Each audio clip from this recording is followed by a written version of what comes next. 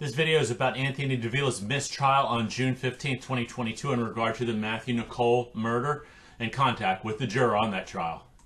This juror has been following my videos and they said I'm pretty much spot on. I'll show you the email. But anyway, if you have any information about any of these guys, please contact me at oneseekingthetruth@protonmail.com. You will remain anonymous. Here's a few of Anthony Davila's mugshots, that piece of shit.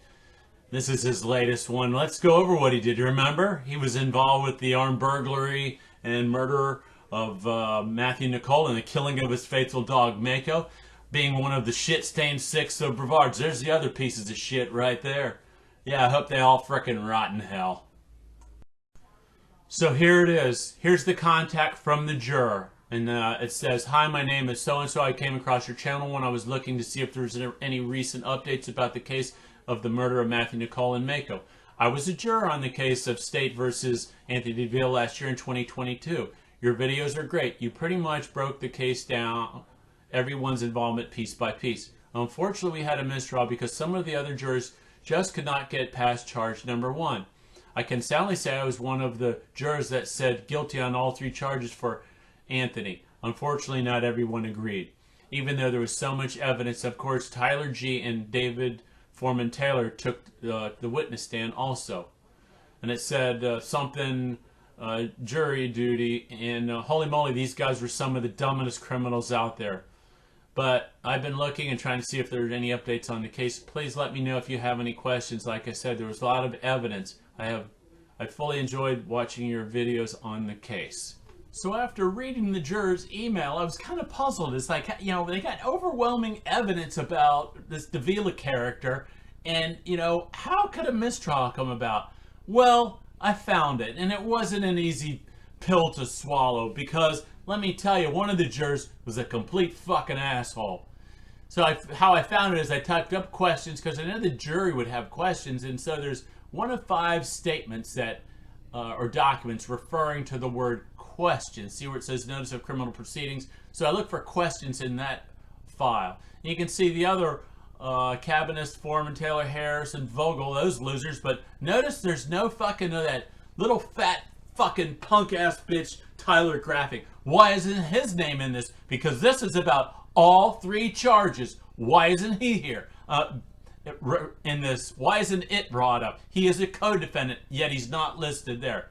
Some dirty dealings. I don't know what the hell the state did, but whatever. They're barbecuing these losers' asses. So let's scroll down. And so here it is, June 3rd of 22.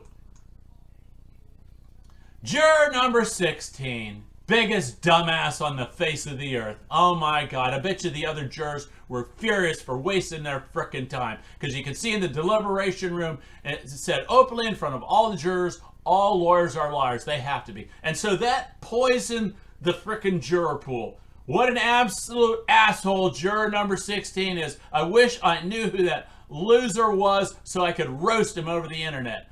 What a dumbass. But, oh well, let's take a look at the rest of the records. So you go down, and I've already looked at these. This one right here, what was that? That was about moving people around, probably because they got rid of juror number 16. And this was, what was this? Oh, that was a cigarette break.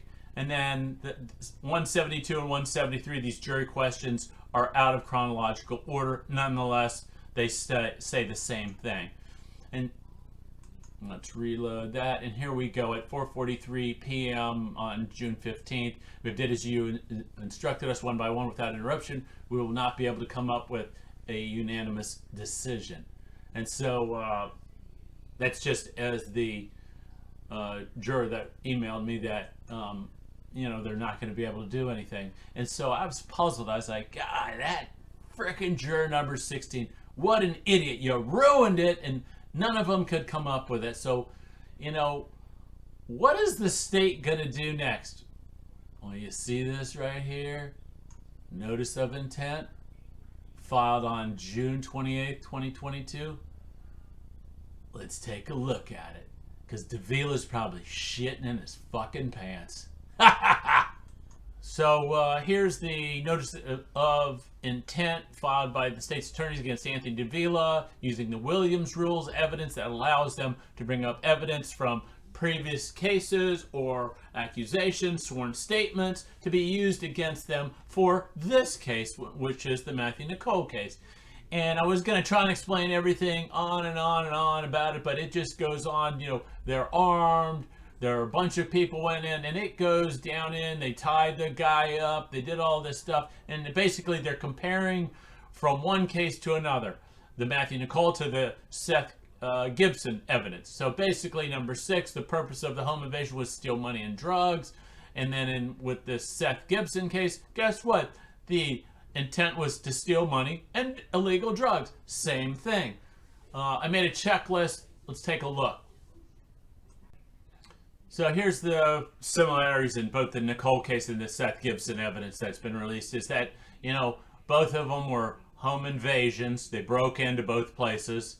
They were there to rob somebody, and that, you know, they didn't go there to threaten somebody, say, hey, quit selling dope, you know, we're competing with you or anything like that. They went there to rob them.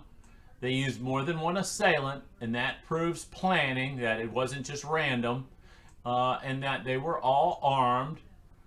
In the ballistic vest case, little box right there, I'm going to say for the Matthew Nicol, yes, but Seth Gibson's evidence did not show that, at least in the evidence that I was able to see. So this ballistic vest warrant shows that along with this planning, then they started wearing the vest. Because remember, the mother found it, the stepmother found it in the safe. And they concealed their identities in both cases with the facial coverings.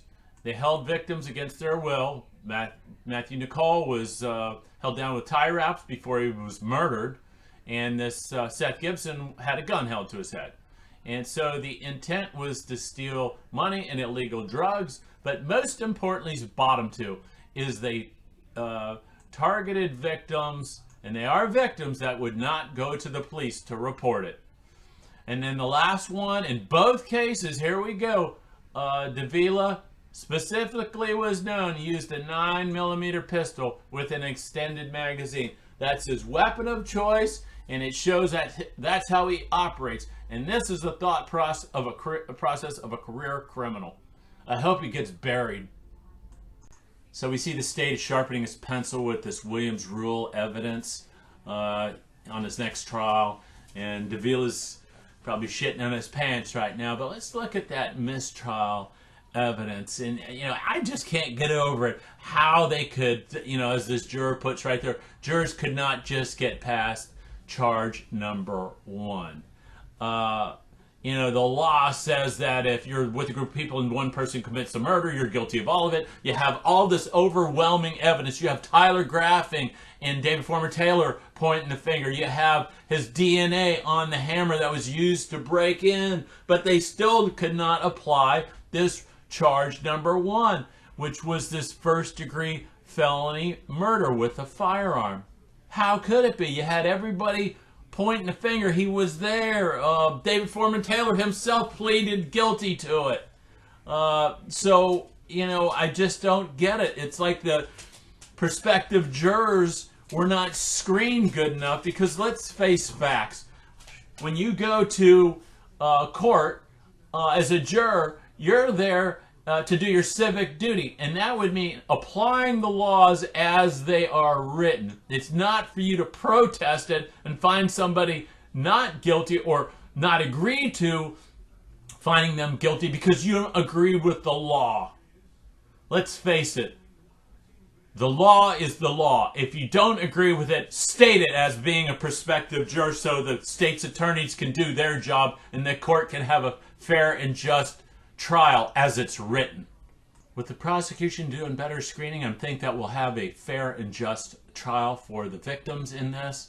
But anyway, if you have any information on any of these guys, please contact me, oneseekingthetruth@protonmail.com. You'll remain anonymous. I just want to let people know that I will never divulge any information about who you are. Thank you.